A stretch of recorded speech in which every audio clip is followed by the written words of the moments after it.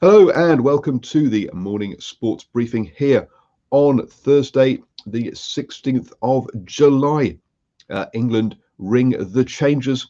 The Lions announce tour dates, and we have from the Sal's NBL, and the Wellington Phoenix are nearly back in action. Let's kick off with that football news. And the Wellington Phoenix are just 2 days away from restarting their season. Oh, sorry, 1 day away from restarting their season now. What am I saying? This was yesterday against against Sydney, and that it will be a top of the table clash.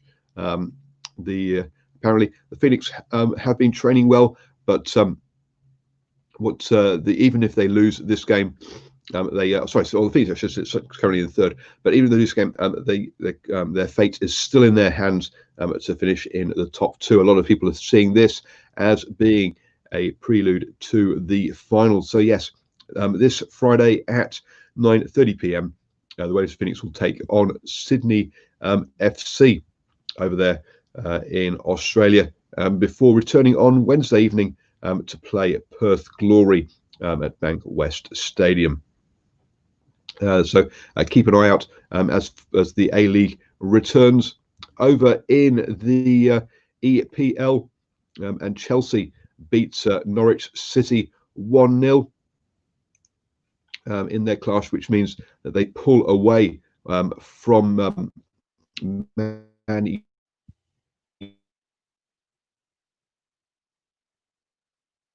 Crap.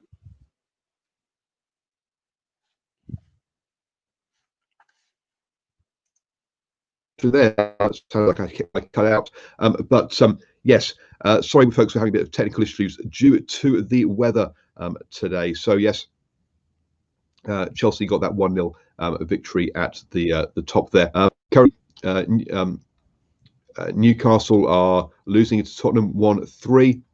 Man City are beating Bournemouth 2-1, and Burnley losing at home to Wolverhampton Wanderers by 1-0 there. That brings you up to date with the football news, and hand you over to Ashwin, who's going to take us through our cricket update.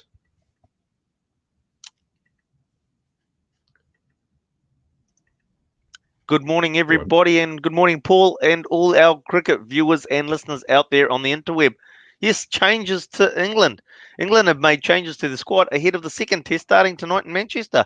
Joe Denley has been dropped, and Jimmy Anderson and Mark Wood have been rested, as expected with England's fast bowling stocks that they have. Denley has an average of 29.53 and was out for 18 and 29 in the first test. So no surprises that they're looking to change things up there. For the changes incoming is Sam Curran and Ollie Robinson into a 13-man squad from where they will select their 11. Also returning will be Joe Root. He will be coming back after the birth of his second child and will probably and most likely and unexpectedly, well, not unexpectedly, sorry, resume the captaincy from Ben Stokes. Also in Australia, the 10th edition of the BBL will kick off on 3rd of December. The tournament starts 2 weeks earlier to allow for room for contingencies due to COVID-19. Most of the 56 games will be played in the evening with only 8 double headers. The final will be scheduled for the 6th of February. The Women's BBL will start off on the 17th of October with finals down for November the 27th and 29th. A total of the 26 of the games will be shown live, including the three finals. The Women's BBL will also feature a mid-season Sydney hub where all 8 clubs will come together, although there will be flexibility on that around the COVID-19 issues should they arise. And make sure you join us on Swinging from the Hip tonight. We will go over the first test between England and West Indies, and we'll also have a look forward at the second test, which will, as I mentioned before, will be starting overnight. All that and more at 8 p.m. on Swinging from the Hip, right here on New Zealand Sport Radio. And Paul, that's our cricket news for today. Thank you very much, Ashwin, for that update. And not only are we having technical issues, we're having admin issues as well. It looks like I forgot to send Stephen the link this morning. So hopefully he'll join us in a moment to take us through our birthdays. So before that, though, let's go on to our rugby news. For the Highlanders, it looks like Josh Ioane and Dylan Hunt will be back and available for selection this weekend. Josh Ioane being out, obviously injured, and someone that we've been looking at looking forward to see play for the Highlanders. Will he come back in the 15 jersey, or will he get an opportunity at 10? And we'll have to wait and see. Also, Dylan Hunt, who has been having a good a good start with that balanced back row for the Highlanders, is back after an eye injury as well. So good news there for the Highlanders before their game this weekend.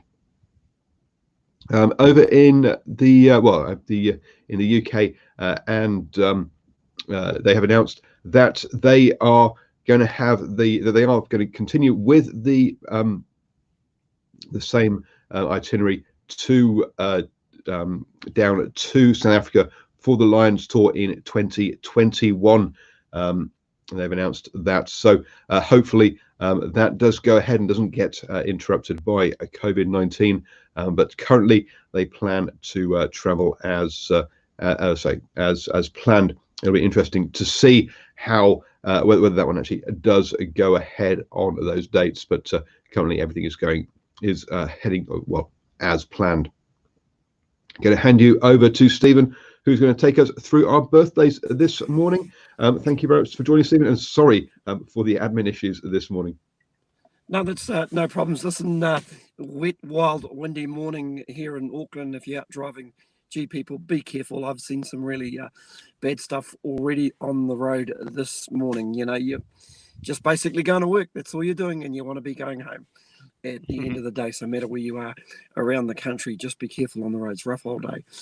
However, there are some birthdays this morning, and birthdays today. A former Sharks coach who is now an All Black assistant and up-and-coming outside back, and finally a 2019 Daily M Winger of the Year, and that's where we start. Ken Mamalo, man in the news, born this day, the 16th of July, 1994, is a professional rugby league footballer who plays as a winger for New Zealand Warriors in the NRL and has played for Samoa and New Zealand at international level. He was named Daily M Winger of the Year in 2019. Mamalo was born in Auckland, New Zealand, and is of Samoan descent.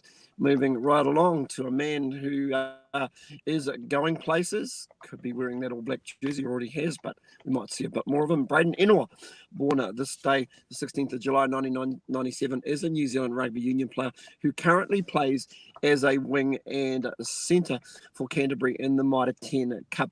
In August 2017, he was named in the Canterbury side for the 2017 Mitre 10 Cup. He made his debut on the 1st of September against Hawke's Bay, scoring 2 tries on debut.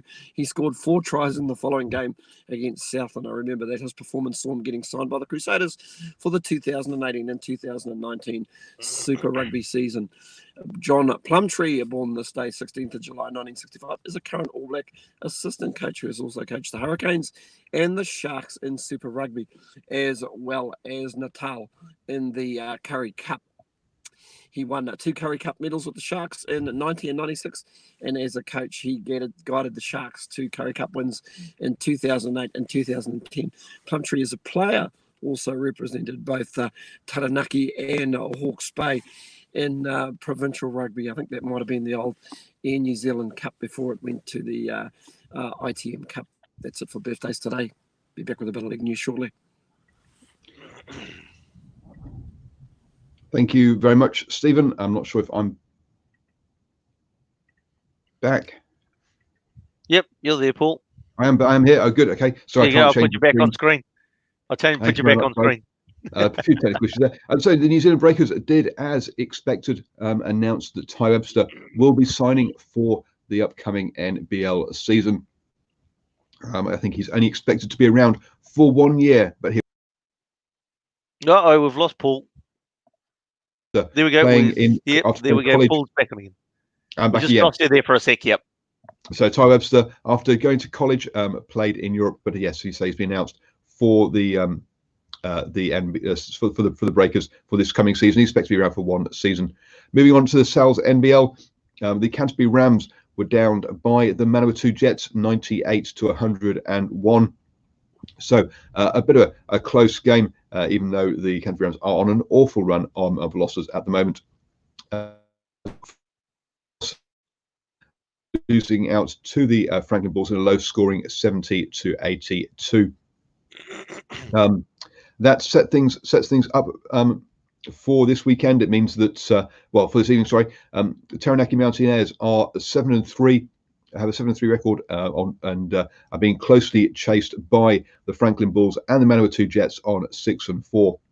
The Otago Nuggets have the opportunity to join those two chasing teams. They're on 5-4 at the moment, and play this evening against the Canterbury Rams.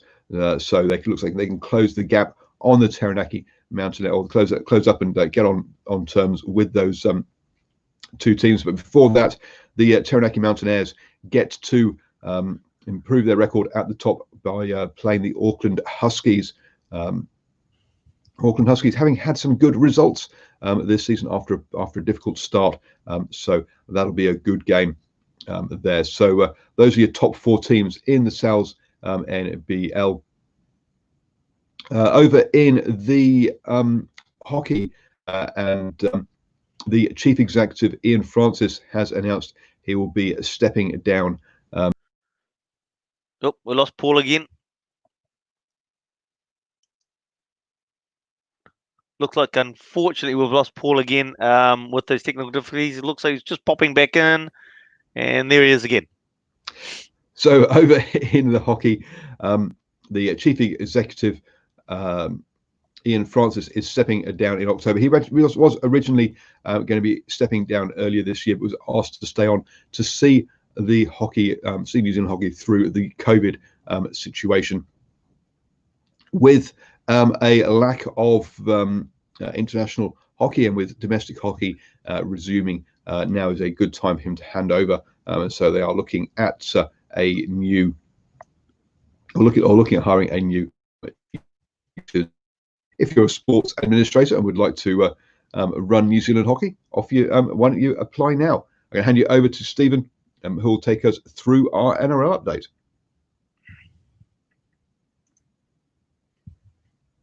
Stephen, you need to unmute. Won't let me unmute him. Stephen, you need to unmute. We'll have a look at who's playing tonight. We'll start all that again. We're basically looking at the four Warriors players. The Warriors have booked flights back to New Zealand for four players who have expressed their desire to reunite with their families. Plans for David Fusitua, Ken Mamalo, Ignatius Pasi, and King Vuni Yayawa to return home have been given the green light. The club confirmed this afternoon. The Warriors have been forced to leave their families behind in New Zealand since relocating to Australia in May to play in the resumption of the NRL season. Earlier this month, the Warriors warned the NRL that some players would return to New Zealand if their families were not granted an exemption to enter Australia, with this weekend's clash against the Sharks being the final deadline.